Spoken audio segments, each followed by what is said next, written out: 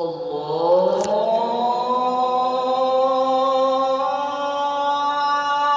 أكبر On the east coast of Australia in the state of Queensland lies the beautiful city of Brisbane. The latest census shows that there are over 50,000 Muslims in Queensland, with over 35,000 Muslims living in Brisbane alone. Just an hour's drive from Brisbane is the famous city of the Gold Coast. With its fabulous weather and golden beaches, it is a holiday destination in the summer for many Arabs from the Gulf countries. Australia is the perfect ground for dawah. Whilst the Muslims are increasing drastically every day due to migration and the fact that non-Muslims are reverting in great numbers, we have very limited facilities. There is an urgent need for a dynamic centre that includes all the facilities to empower Muslims presently and be a source of inspiration for the future. Alhamdulillah, a group of ulama and professionals have come together to make this dream a reality. They have put their ideas and efforts together to create a dynamic centre that will not only take care of the growing Muslim community's needs, but will be an initiative for interaction with non-Muslims, as well as serve as a neutral, peaceful place for dialogue and dawah. They refer to the centre fondly as Darus Salaam Centre, as it should be fostering unity amongst diversity and generating peace and harmony amongst everyone. Such a centre will be a legacy for its sponsors and the very first of its kind in Australia. Darus Salaam Centre is intended to be halfway between Brisbane and the Gold Coast. The site is opposite Queensland's largest single-storey mall, the Hyperdome. The centre will be just beside the Pacific Motorway and will be an icon of dawah to the almost 15,000 cars that pass there every day. The area around the prescribed plot is already home to more than 180 Muslim families of all ethnicities and backgrounds. The centre is 10 to 15 kilometres in distance from the other masjids of Currabee, Logan and Eagleby. The current masjids we have are very simple structures with limited space and no facilities for women or the youth and reverts to Islam. Phase 1. A large masjid area to cater for the expanding community. The Darus Salaam Centre is to accommodate 1,000 males and 500 females for the 5 daily salah, Jummah Salah, Tarweeh Salah and the Eid Salah.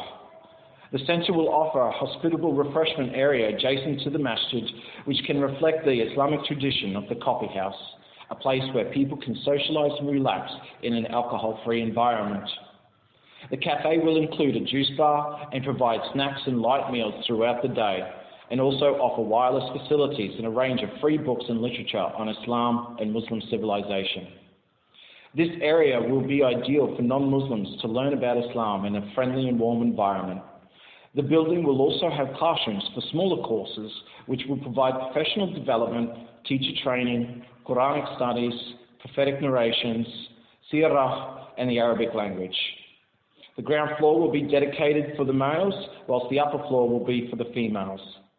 The idea is to create the mosque and its facilities in a modern design with Islamic character to be appealing and soothing. An administration building with an Islamic library and radio station. The library will be the first Islamic library in the state of Queensland. It will be a great resource that will provide authentic religious reading materials to all ages and groups. A radio station will grant the Muslims a voice in our community. It will grant us the chance to counter the negative mainstream media and will allow us to share current and relevant information about Islam to the broader community. Phase 2. Auditorium, function centre and sports facility. A conference hall suitable for seating large audiences, equipped with audio and visual facilities and delivering lectures and courses, will be an important part of the centre's facilities. The hall will provide a generous space for booking conferences and seminars.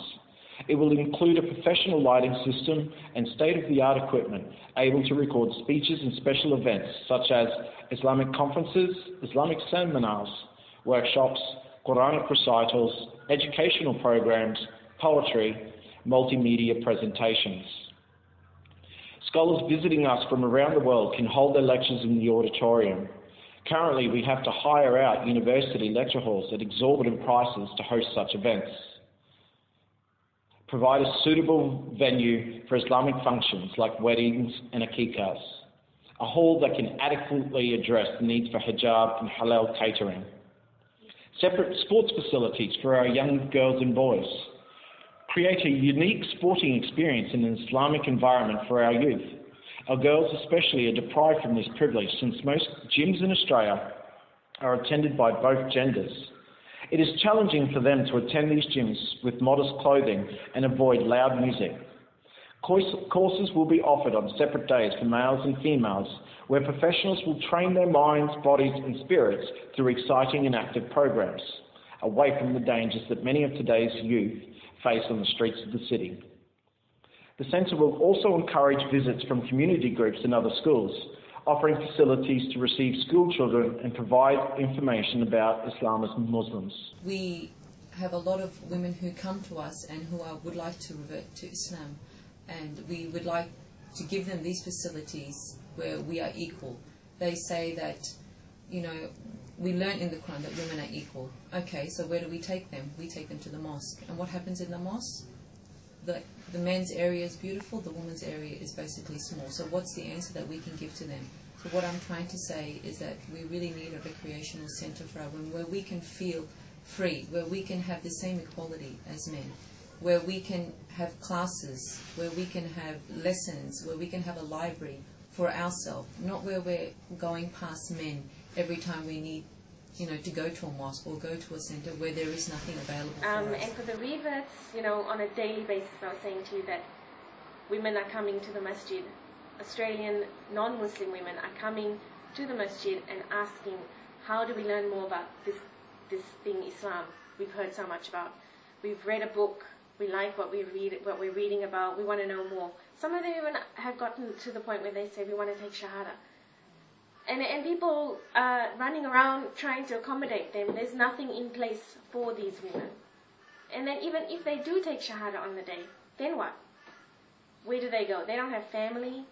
They need a support structure so they can go to somebody and say, okay, I'm not ready to wear the hijab yet, but I'm going in that. These facilities would really engage our female Muslim girl students outside of school. It will bring them together, create those opportunities to network with not only each other but also non-Muslim female community members. This is really important. I strongly believe in sport and health and physical education bringing people together, and it creates these connections that are within a safe and supportive environment.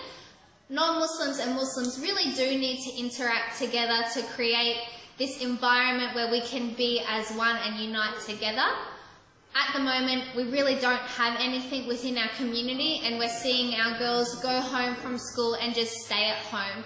They're not involved, they're not doing anything outside of the home. Was, as a new person gaining information, I know things have changed a lot since 2000 when I converted, but in those times I'd go into the mosque and ask somebody what something meant, and they would give me an answer in Arabic, and I'm afraid I didn't understand Arabic, and it made it very hard for me. It took me a long time and a lot of research on the internet and everywhere else to try and find out even how to do something simple as prayers.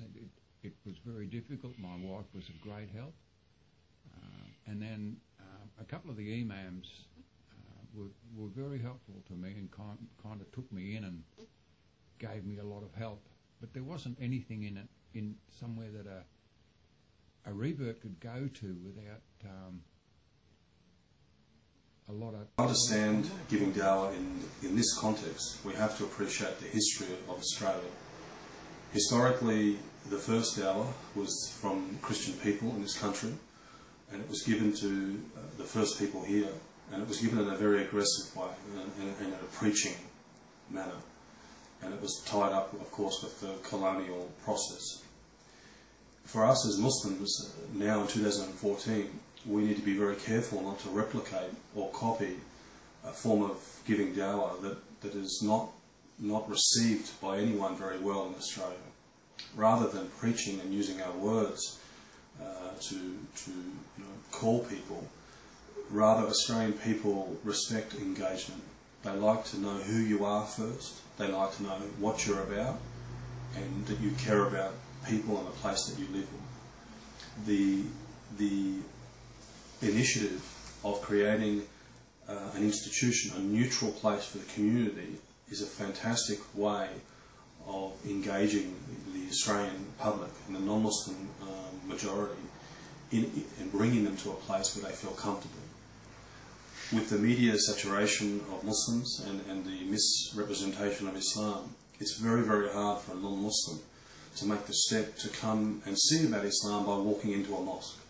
A mosque for non-Muslims, because of the messages they're getting on the TV and on movies, is quite a threatening place for them, which it shouldn't be. Having a neutral place, a community centre where people can come and find out a little bit more about Islam, where people can sit and have coffee and maybe sit for the first time in their life with a Muslim sister in the case of a woman, or a Muslim brother in the case of a man that walks off the street. This is a very, very important moment in the life of a non-Muslim. Also having other facilities which allow that social engagement is a wonderful initiative and a very important initiative in the context here in Australia. The average Australian, if you go and talk to him in the street, he will talk straight back to you, and he'd be quite happy to do so. And he doesn't care whether you're a Muslim or whether you're a Christian or whether you're a Hindu or what your religion are. He cares who you are and what you're saying to him. So a centre where a person can come in and feel like, I'm in Australia, that would be excellent, because that's after all. You know, I'm a mother of 2 kids where also our children have no facilities. There is no facilities for our children to go. And I'm scared as a mother that I'm going to lose my kids from that, because there is an identity crisis here. For instance, Brazil, 60 years ago, they had Arabs came there, and now what's happened? They're one of them. And that's what's happening to our children in Australia. They have all these facilities, internet, technology, but it's given to them in a gold platter. So the kids go for that. But as Muslims, we have all the knowledge, but we can't present it. Because if you go to a mosque, you go to pray salah and that's it, and you come back home. What do? They stay on the internet, Facebook, games, and there's no opportunity for our kids to express themselves. So what do? They get on that computer and express themselves to the outside world. I really would like for our kids and our Muslim community to have a centre where we can go as one, go as a family, where my husband can go somewhere, to a library for instance, my children can go and take some lessons, I can go to lessons for Islamic lectures on dressing, on ghusl, on anything that I feel I can't talk to an imam about, where I feel uncomfortable about talking to an imam because he's a male. So I need to learn from others. But at this stage, we don't have anything. And inshallah, I pray that we will get a recreational centre for all our Muslim brothers and sisters. Our children are Australian. They've been born here, bred here. They go to school amongst non-Muslim children.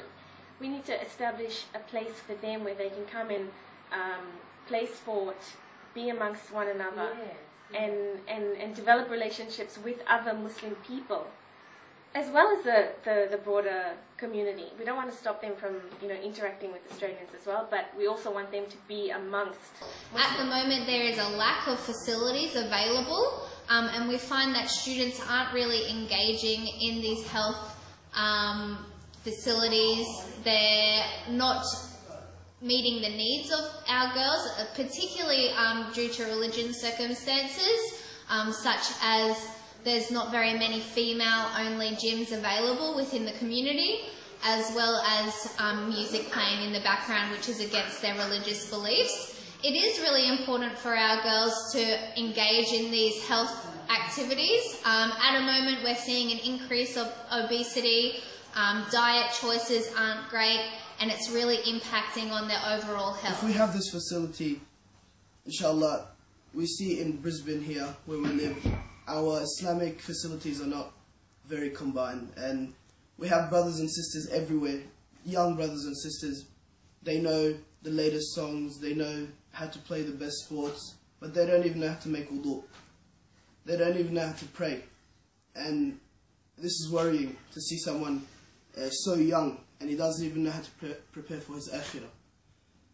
Inshallah, with this project, we'll have people, we can bring them in and they can play and they can do everything that a young person can do outside, but without the fitna. And then just across the road, not even 50 meters away, the masjid, when it's time for Asr. They can they stop the soccer game half-time, pray Asr. We can do so many things. Non-profit organizations can come, we can do lectures. Now we hold our lectures now in universities. We have to go and we have to use the facilities of the non-Muslims. And they look at us and they say, we're such a big community, but we don't even have anything.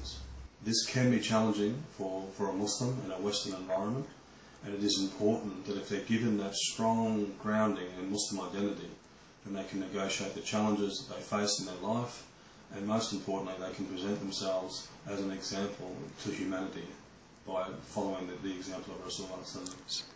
So any institution or any facility that's going to create a space for Muslim children and Muslim young people to negotiate their multiple identities, to negotiate what it means to be a practicing Muslim in a non-Muslim context is a very, very important endeavour.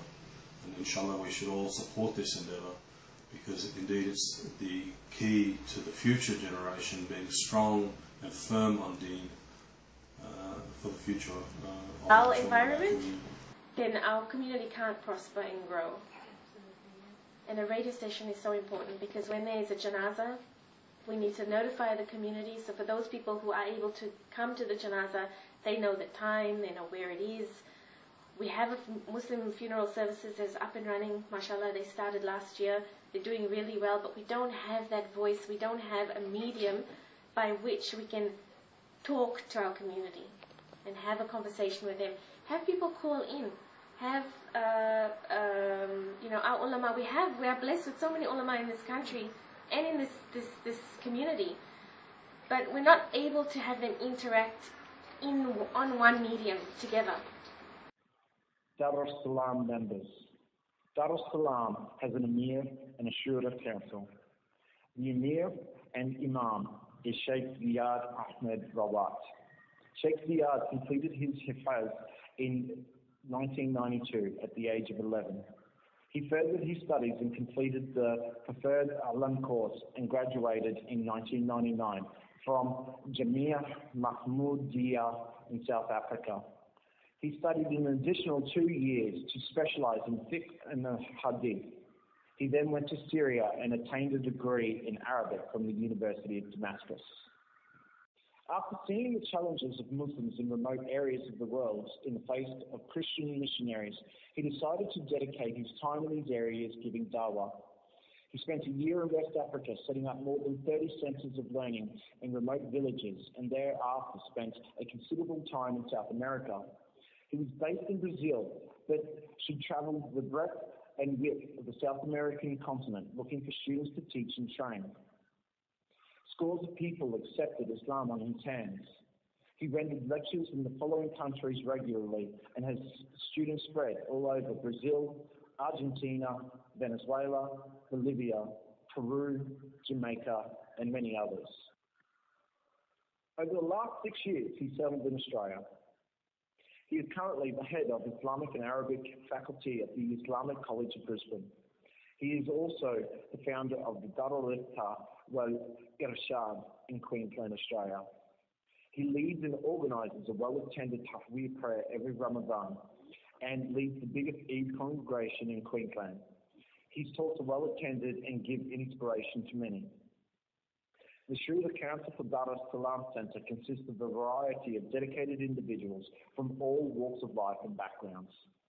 Whilst we have 12 members on the board, the 3 most active members are Sheikh Sami Muhammad.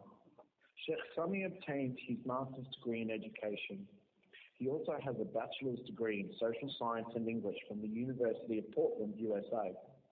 He was a teacher in Jordan for 4 years. He continued his teaching career in the Canadian Islamic Academy and Edmonton Public School sector for 8 years.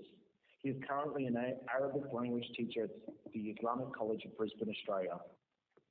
Brother Zahid Ali Khan. Brother Zahid is accredited with a postgraduate diploma in secondary education. He also has a bachelor's degree in business and computer science. He's been the head of the IT department at the Islamic College of Brisbane for many years.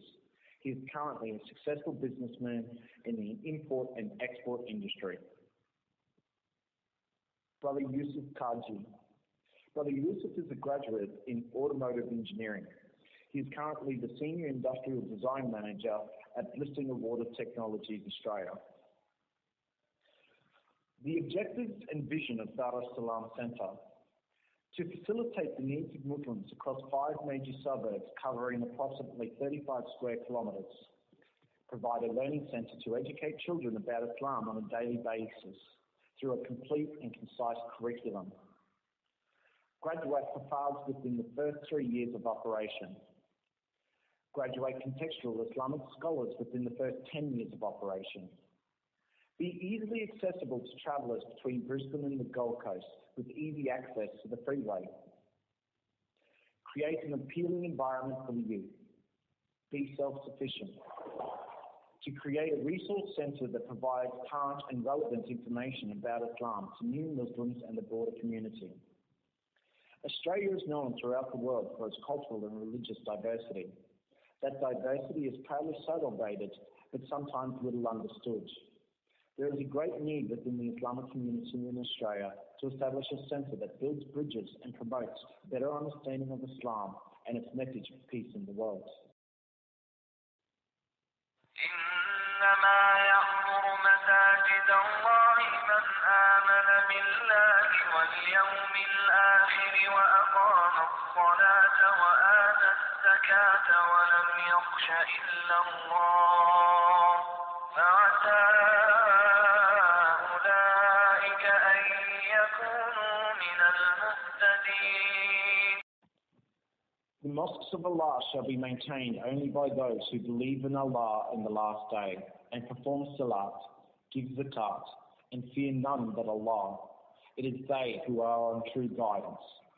Surah Tawbah, verse 18.